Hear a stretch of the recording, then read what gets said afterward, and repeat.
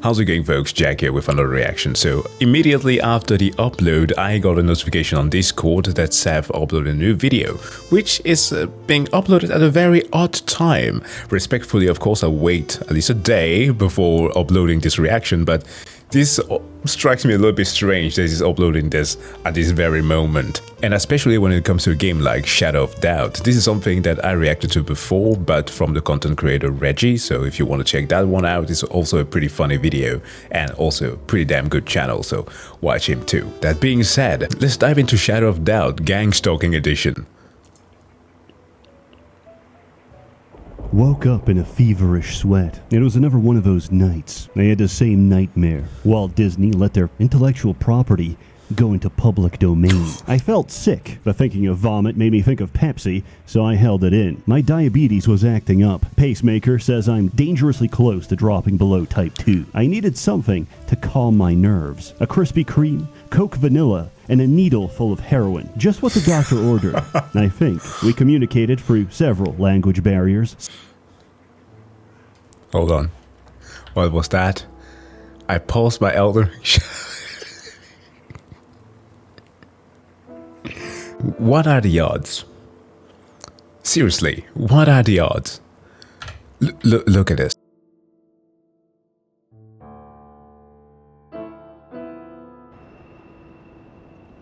I'm out here. If I switch from the other monitor, recording footage for Shadow of the Tree because I want to make a low video on this. And this. Okay. Yeah, I guess I'm just going to accept my fate as a soy jack now. Luckily, didn't wear the glasses. Between the Aramaic and clerical Hebrew, I can't help but think we lost something in the translation. Lighting a cigarette against the pregnant darkness, I go for a walk. I'm cutting down, which is why I cut off the filter. Like a dog showing you its stomach, I send the tobacco a clear message. I trust you. People pass by as I log into my Twitter alt and send out a credible threat to a Minecraft YouTuber. For some of us, it's not about the recognition. It's about doing our part. This is a city that never sleeps.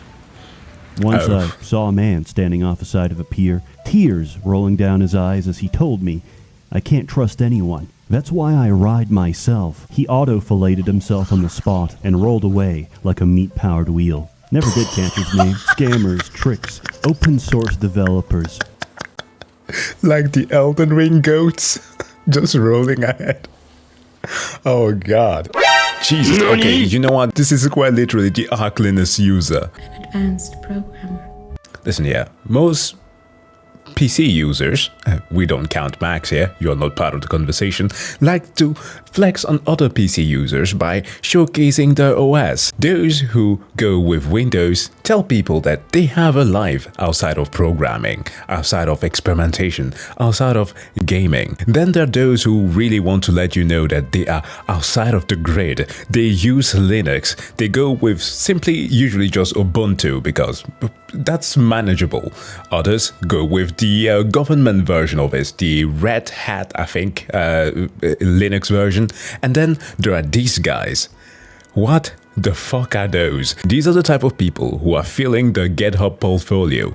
They are collecting badges as if they were Pokemons. Obviously, I'm being facetious here and just playing along with the meme, but goddamn, what a build. I've seen some sick things in my time. My Kaizen V-Love Plus implant can instantly sniff out if someone's an incel or in a committed polycule. But more importantly, if they have any spare change, I don't beg for money. I just ask 19 times and that's it. My name is Sseth Tech, private investigator, professional gang stalker, and this is my office for the next 50 minutes. After that, I gotta buy something. Why am I telling you all this? Because together, we're gonna clean up these streets. Hey gang, sorry, I've been distracted. I kept staying up late playing Once Human, an all-new free-to-play post-apocalyptic open-world survival game releasing July 9th. The game takes place after a cosmic... Mate, the announcement is a bit late, but he's got to do the sponsorship. He's still gonna get paid. Invasion has permanently transformed our world into the world of Skibbity Toilet. This is not a joke. You'll be fighting every Z-list creepypasta, from Siren Head to a refrigerator to an overly aggressive school bus. Everyday objects are no longer your friend, and you will die at the hands of a Funko Pop. However, some of these deviations can be tamed to help you fight, craft, and survive. This is Pokemon through the lens of a man addicted to fentanyl. Wait, they have Pal World features here? Hiring pals for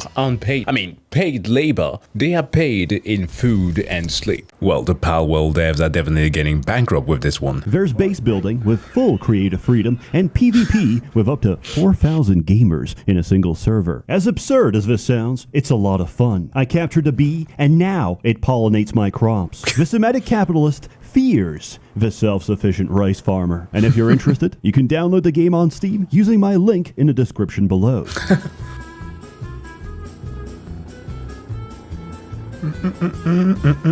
Hey people, Sseth here. No.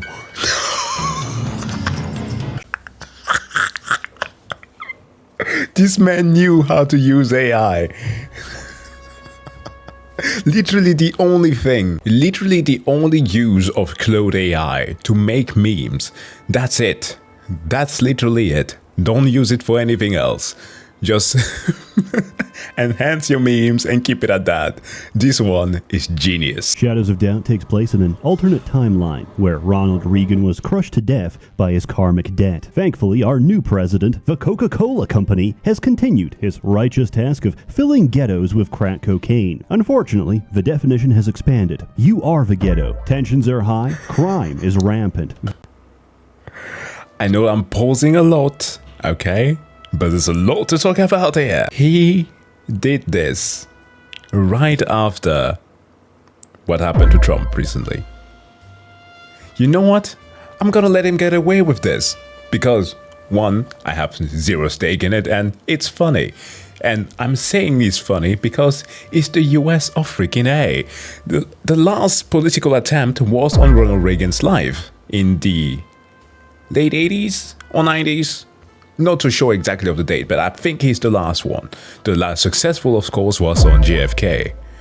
Rest in peace. But naturally, things like that are no laughing matter.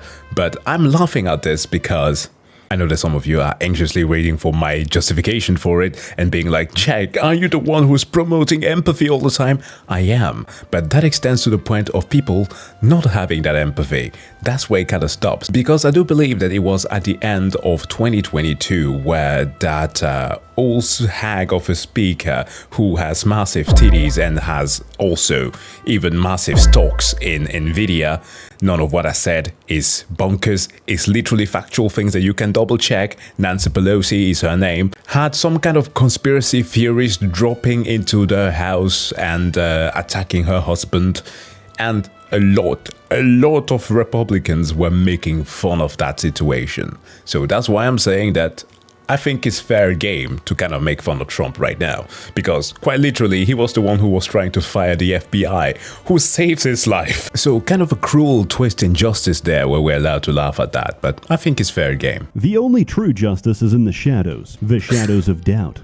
But I doubt that. I checked the shadows. You know what I found? Me stealing your diamonds, battering your wife, and reporting you for domestic abuse. It's nothing personal. I just need a higher social credit score so I can get out of this hellhole. The actual game is, on its face, a detective simulator. What's it simulating? Everything. Starting a new game generates an entire city, populates it with citizens that each have their own jobs, relationships, hobbies, and of course, homicidal fantasies. Murder is like romance in a male prison. It requires a perpetrator and a victim, and everything in between is a trail of clues left in their wake. Your job is to follow those clues, find the perp, and bring them to justice. Trademark. Brought to you by American Spirit, premium quality organic tobacco. So grab your trench coat, scoop out your cone cells with a spoon, and let's get to work. Step 1. We need to break into the crime scene and steal everything. It's what the victim would have wanted. After that, we can start looking for clues. Who died? How did they die? And when did they become dead? Make sure to get their prints while you're going through their wallet for loose change. Did they live alone? If not, find their partner's fingerprints. NPCs aren't programmed to have friends. The only time they they physically meet another person is to be murdered. So any unknown fingerprint is definitely the killer. Look around for anything they might have touched during entry or escape. Doorknobs, light switches, the inside of a woman's toilet bowl. The worst part of this, which please do not clip this, as messed up as it sounds, it's an actual strategy to use in the game, as we found out last time with Reggie. Being a literal creep helped him solve a case. One stuck out in particular, Andrea Nuryan. Why do I know this name? Everyone else was just unidentified From The citizen. Office? That's when it hit me. I know Andrea because I took a Polaroid of her on the toilet at Cotton Ink. If she works at that office, that means she knows all 3 victims, and we have her on tape entering and leaving Winton's apartment. I can't believe this. Being a creep actually was a good thing.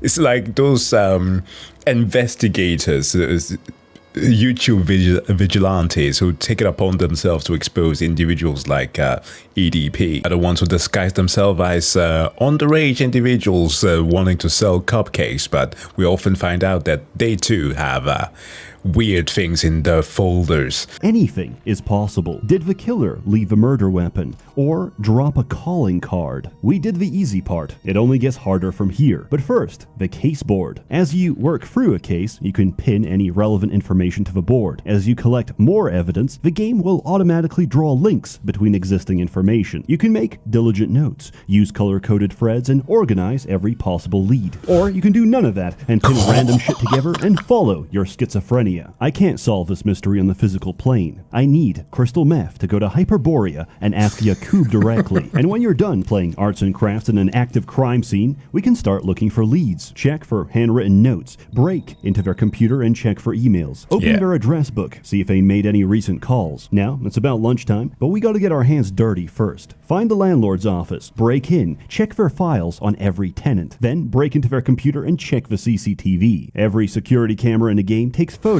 every few minutes. Every image showing a person gets saved to a 24-hour buffer, so you want to get to it as soon as you can. As you go through the footage, you should recognize every tenant, so print out anyone unknown, anyone who went near the victim's house, and anyone remotely suspicious. Alright, now we can go to lunch. Now, we have plenty of leads to follow up. We need to find each potential suspect and cross-reference their information. Look. God damn, I would like to work alongside Detective Sseth. Except for the smokes. The constant smoke there will choke me to death. I'd love to keep holding your hand, but I can't. Each case is unique, so the best way to explain the game is to tell you what I've been through. The first time I ever played this game, I ignored all the instructions, opened a fridge, and ate raw pork. I got so nauseous I couldn't answer the telephone, and spent the next 10 minutes battling with the controls to try get in bed to sleep off of food poisoning. This was the tutorial, so the phone kept ringing the entire time. Then I talked to a random civilian, my hand slipped, and I accidentally tried to arrest him. Like hell you are, he said, before shooting me in the face. Naturally. At this point, I was captivated. Because this game simulates a few hundred people at any given time, they're all quite stupid. Hey buddy, I'll pay you $100 to fuck off and let me trash your apartment. Okie dokie, I'll just go back to sleep. Wait, did you just shoot someone? You just shot someone. I apologize. This usually never happens. This town has the collective IQ of a developmentally challenged toddler. So I was about to say Stuhltemperatur, which is room temperature. the optimal playstyle is to be an antisocial menace. Sure, the game has stealth mechanics like alarm systems, air ducts, and lockpicking, but I don't have time for that. Yes. Hello, ma'am. Have you seen anyone suspicious? Uh-huh. Here, take this. Upgrades come in the form of sync discs, which alter your genetics to become a better fighter, better lover, and most importantly, a better consumer of starch cola. You're supposed to earn them from side jobs, until you learn of a more effective method called beating the shit out of your neighbors and breaking into their safe. To top it all off, there's no long-term penalty for crime. Every exterior door is linked to a complex series of tubes that detects when I leave a building, sending out a pre-recorded YouTube apology that makes the population forget my actions. I could be caught on 4K murdering several people with a sword, but the instant I go outside, I'm a changed man. If you want something, take it, run away, and come back like nothing ever happened. Yeah, it's fair. NPCs are so clueless here. I once robbed valuable items from a customer's save from the place where I was supposed to be working, and it just stared at me. Like, okay, well, I'm just gonna leave. Sometimes whatever AI is working on it doesn't do it properly. But that's one of the downsides sometimes of having something that is procedurally generated. It works wonders here, don't get me wrong. It's one of the most impressive addition of that I've ever seen in any games, and perhaps one of the examples that should always be put in the forefront, yet still, it has its flaws. This and the dirt cheap price of food and utilities, you can easily cover all your expenses by committing more crime than you actually solve. The only real use for money is buying property and playing with the bizarrely detailed furnishing system. And once you've played enough to create the ultimate male living space, you're ready to metagame. You see, murders have a cooldown between solving a case and a new murder happening. Sleeping will pass the time and gives a speed buff when you wake up. So you hop in bed, goon for 36 hours straight, and when you get a new murder notification, hop out of bed, break your own window, and plummet 20 stories to the streets below, which we survive because we're genetically modified to be immune to fall damage. Yeah. Now you can use well rested to sprint to the crime scene while chugging your morning coffee. This is not only faster than the cops, it's often faster than the killer. Of course, the way you're meant to pass time between cases is side jobs. Think of each one as a sort of mini case with limited information. Because some information is more helpful than others, the difficulty is completely random. Yeah. Oh, you want me to steal from someone but you only know his phone number? That's easy. I can just call the number and check the call box to see where it was routed to. Oh, he's on the floor below. We take those. But what about this one? I've only got his first initial, fingerprint, build, and blood type. Oh yeah, very helpful. At this point, you may as well tell me I'm looking for a circumcised male in the small town of New York. I could just go through the phone book for every name with the same initial, but I've got an even better idea. Go to City Hall and open up the government database. This has records of every single citizen in the game. You're meant to type at least 2 characters to get any results, but this includes space. Naturally, everyone has a last name. No, it doesn't seriously mean to go through all of them.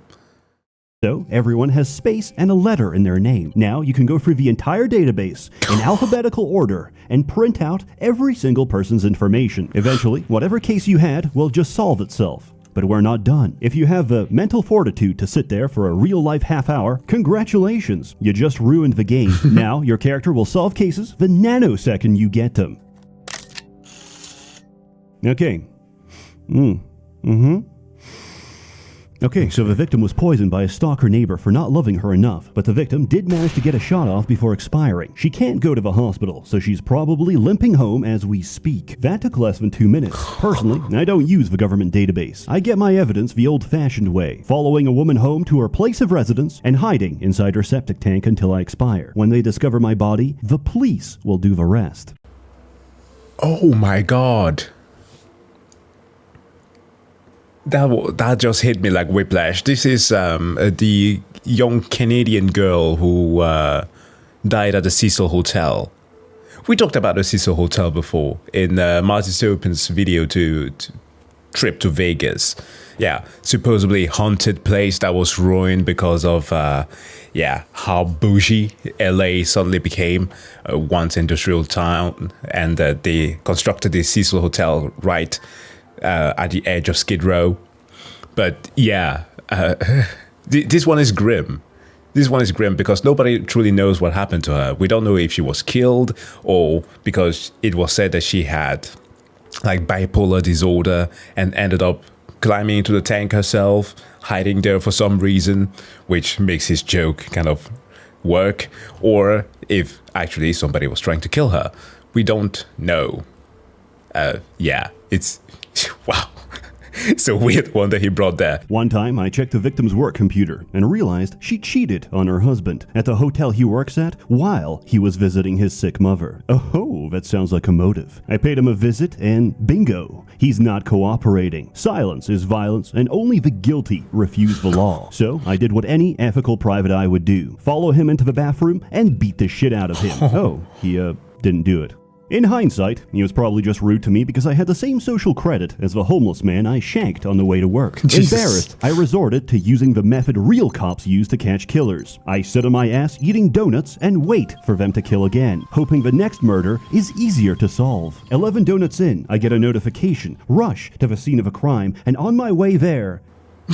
Yeah, turns out it was just their IT guy who murdered her for being dead weight at her own company. In summary, there's a lot of jank in this game. Things will glitch and break. Black markets will randomly deny service even if you give a right password. And sometimes, all the foot traffic causes a congestion where everyone gets stuck on the same staircase and the only way to free them is by throwing hammers in their face. But for a game made by a small team of Albanian immigrants on the budget of a kidney stone, it's really impressive. There's no other game that captures the ambience of living in modern-day Shanghai, slurping my MSG noodles as I listen to the soft drizzle of acid rain. Many games struggle with procedural generation. Generally, I don't even like it. It's just another buzzword for infinite slop. But Shadows of Doubt succeeds because it creates nonsense. And because true crime will always be more bizarre than any simulation, the situations it creates are not only compelling, they're believable. And remember, Once Human launches on July 9th. Download the game for free right now. As always, more content to come, so stay tuned. A warm thanks to the many members of the Merchants Guild, generously funding and bankrolling these videos. You're all truly wonderful. Have a good one. Yo, typical Sseth starts off a video by going like, well, yeah,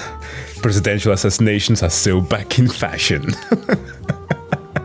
That's so good. No, but on a serious note, I do know that 1/3 of my audience is American, or should I say, from the US, because Canadians can also be considered to be North Americans.